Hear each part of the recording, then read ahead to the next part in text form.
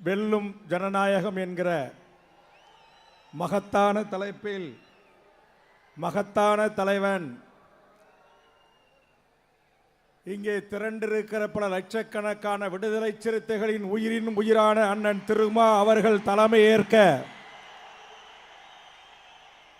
தமிழக முதலமைச்சர் மாண்புமிகு அண்ணன் தளபதி ஸ்டாலின் அவர்கள் சிறப்புரையாற்ற அகில இந்திய தலைமைகள் ஒன்று கூடி அண்ணனுக்கு ஆதரவுகரம் நீட்ட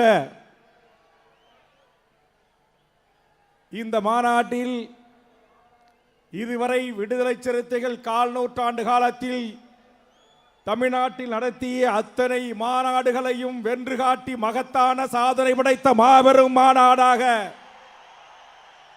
இந்த மாநாடு அமைந்திருக்கிறது. நான் திருச்சி விமான நிலையத்தில் இருந்து இந்த மாநாட்டு திடலை நோக்கி வருவதற்குள் இதுபோன்று பல மடங்கு விடுதலை சிறுத்தைகளின் பாய்ச்சல் ஆங்காங்கே இருந்தது. அந்த கூட்டம் ஒட்டு முழுவதுமாக இந்த பகுதியை வந்து அடைந்தால் இந்த பகுதி தாங்காது என்பதை நானே நேரடியாக கண்ட சாட்சி.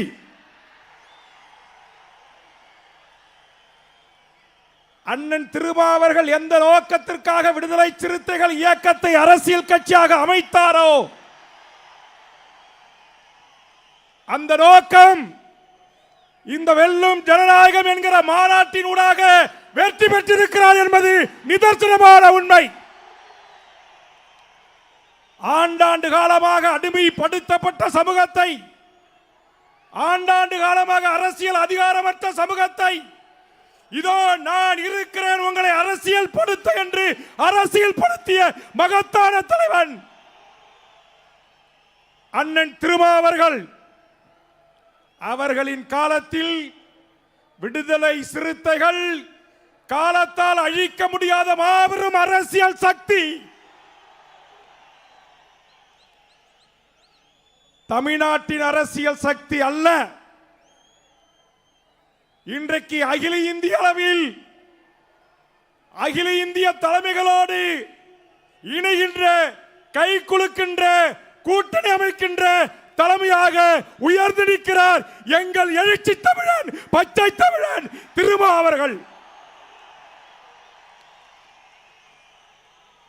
இதை காணுகின்ற போது என் நெஞ்சமெல்லாம்,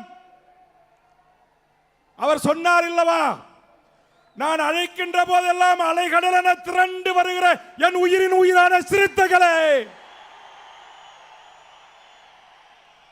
உங்களுக்கு நான் என்ன கைமாறு செய்ய போகிறேன் என்று சொன்னார் அல்லவா. அந்த தலைவன் ஆதரவோடு, அந்த தலைவன் கரங்களை பிடித்து தமிழகத்தில் இனி விடுதலை சிறுத்தைகள் இல்லாமல் அரசியல் மாற்றம் இல்லை, மாற்றம் இல்லை, மாற்றம் இல்லை.